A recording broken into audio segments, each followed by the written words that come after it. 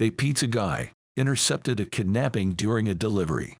I deliver pizza, and I had a really busy night, nonstop back and forth, without any time to even pause and take a break. I'd been so busy that I wasn't really thinking about bathroom breaks.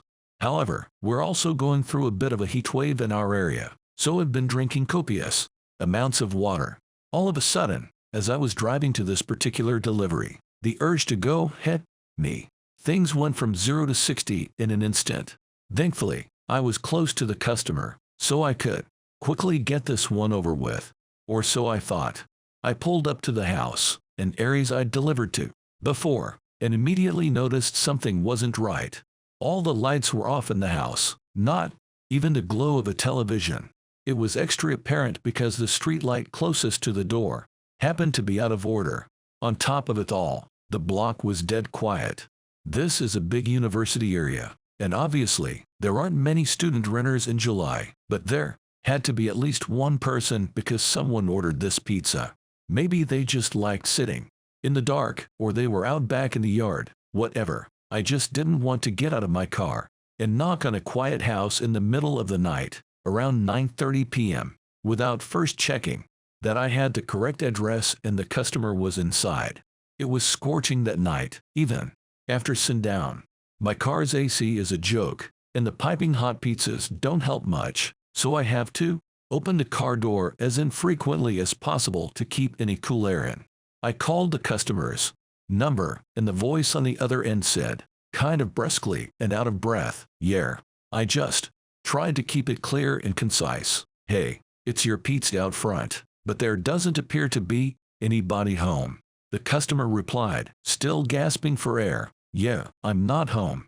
I had to pee so badly by that point that I was much less patient than I'd otherwise be with a customer right out of the gate. "Well, then we're going to have to terminate the order because I've arrived in the stated delivery window, and you were supposed to pay in cash, so I don't know what to tell you.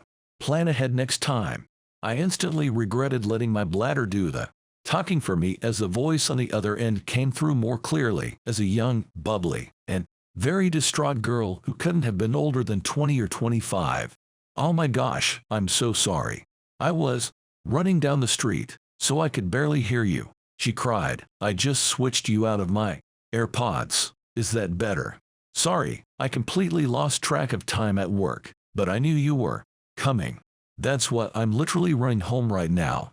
Please don't leave. I'm starving, and I don't have a car. Seriously, please don't leave. 5-minute stops, okay?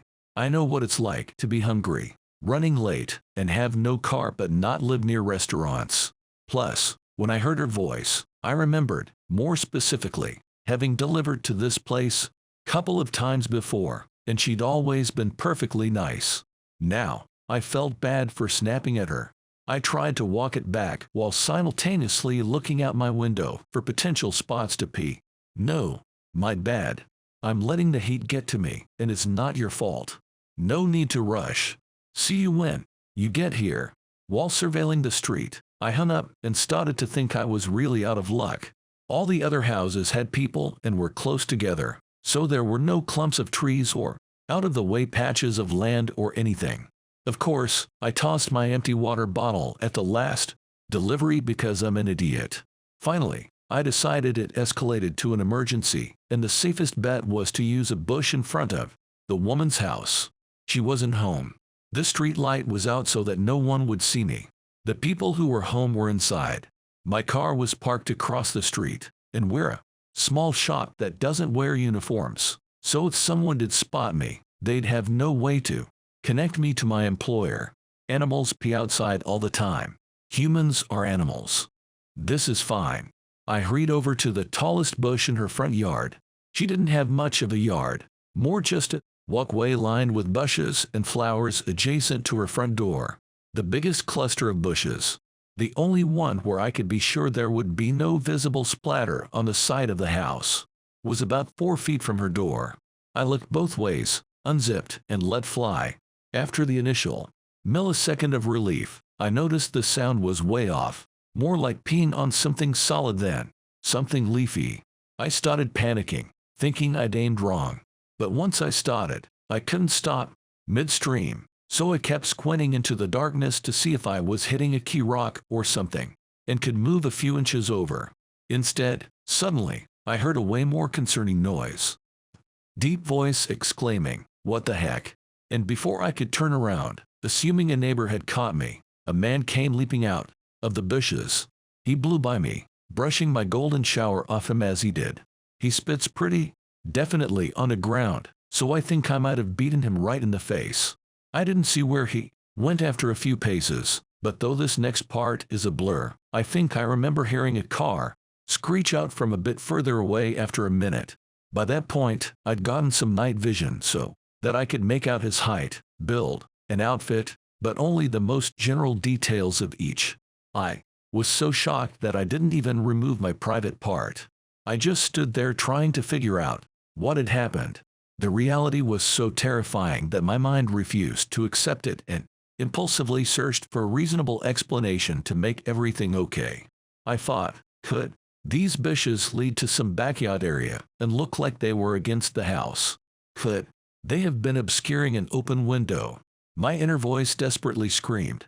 This man was wearing a hoodie in 90-degree weather. That was a bad man. You're in a bad situation. But the very idea that I was within inches of a guy hiding in bushes at all, let alone in front of a young woman's house at night, wasn't ready to grapple with yet. I was coping by not coping.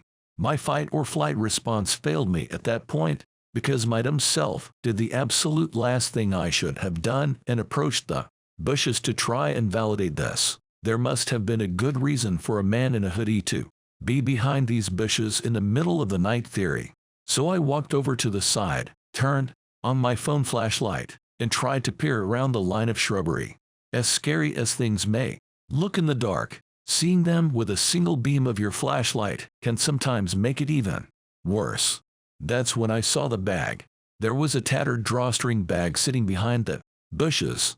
I slightly splashed with pee, but I was in such a moronic daze from shock that I groped around for it thinking, see, this is it.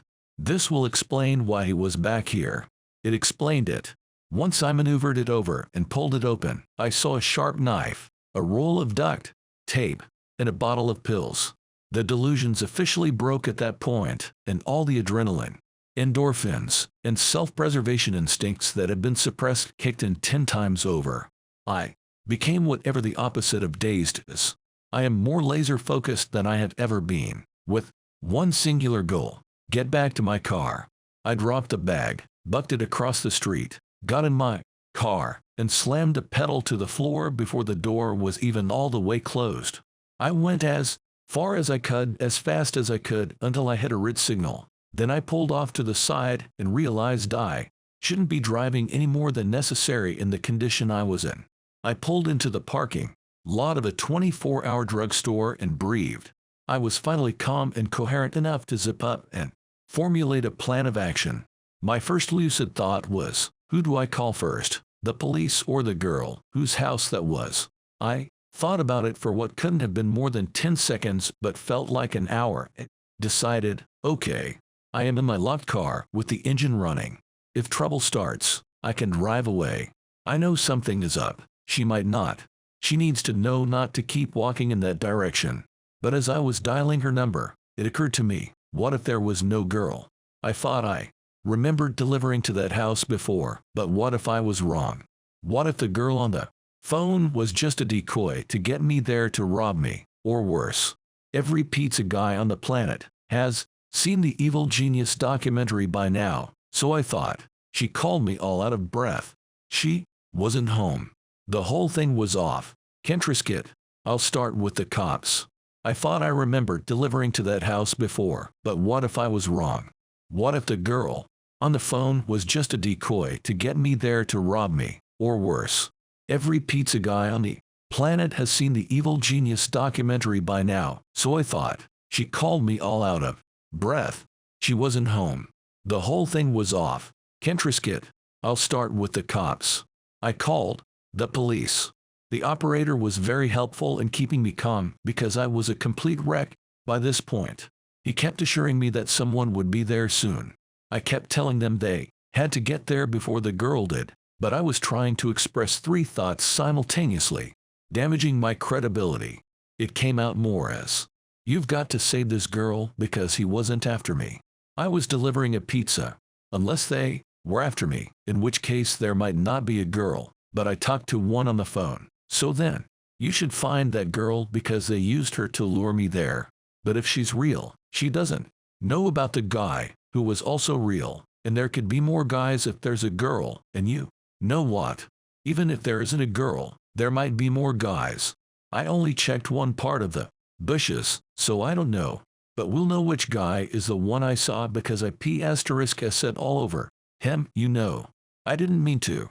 This was back when I thought the girl was real but not home. But she might be real, so you need to find her if she is because the guy was real finally. They just asked me to stop talking and stay on the line. But that was when I saw an incoming call from the customer. I couldn't answer it without disrupting my call with the police, so I ignored it. But then she sent me this text, "Hey, I'm here. Don't see you." I told the police she was there, and they said officers were only minutes away. But who knows how long that meant, especially after I'd given such a scattered account of the events in my panic. I just felt overwhelmed with guilt. My rational mind said the odds of her being a decoy girl for some large scam targeting pizza guys were low, and the odds of her being the intended victim of a predator were high. So I put the call with the police on mute, where I can hear them, but they can't listen to me, and turned back, heart pounding out of my chest, compulsively muttering to myself the entire way. Then I took the call with the police off mute and told them I had returned to look for the girl. They weren't happy about that, but I saw her meandering past the parked cars in the street to see if one was mine, and I waved her down, flashing my brights. She bounced over to the window of my car, happy-go-lucky. That was a good sign that she wasn't in on whatever this was.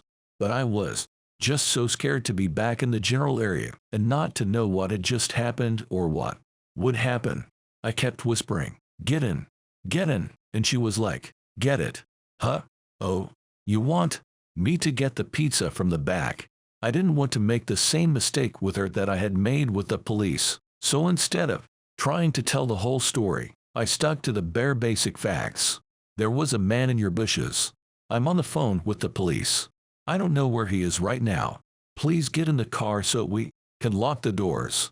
I could barely get even those sentences out, shaking like I'd had 10 cups of black coffee.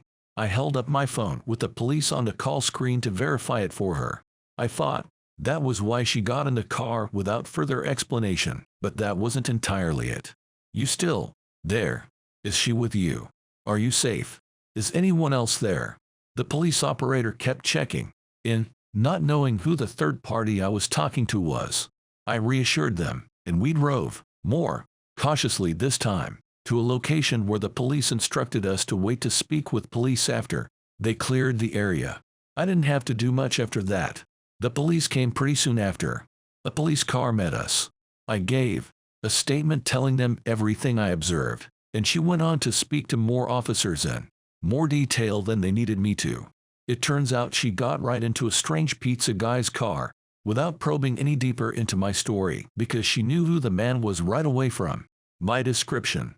She had an abusive ex-boyfriend, apparently psychotic enough that he immediately came to mind from hearing, "There's a guy in your bushes." She later called to thank us and insisted on leaving a huge tip. I wasn't there when the call came in, so the kid who answered didn't know to refuse to accept the money. But the manager had already promised that the next time we see her, we can load her with enough one free pie cards to last a lifetime. It's easily the scariest thing that has ever happened to me, on the job or off. I don't get the chance to tell the story much because I try to avoid sharing it with anyone who could know the girl or know of the event. But I'm still not the same since. Even though I know he didn't have anything to do with me directly, this shook me. So, the man in the bushes, let's not meet. So there you have it, guys. If you need more videos like these on deep darkest confessions, then smash that like button and subscribe now and stay tuned for more videos like these.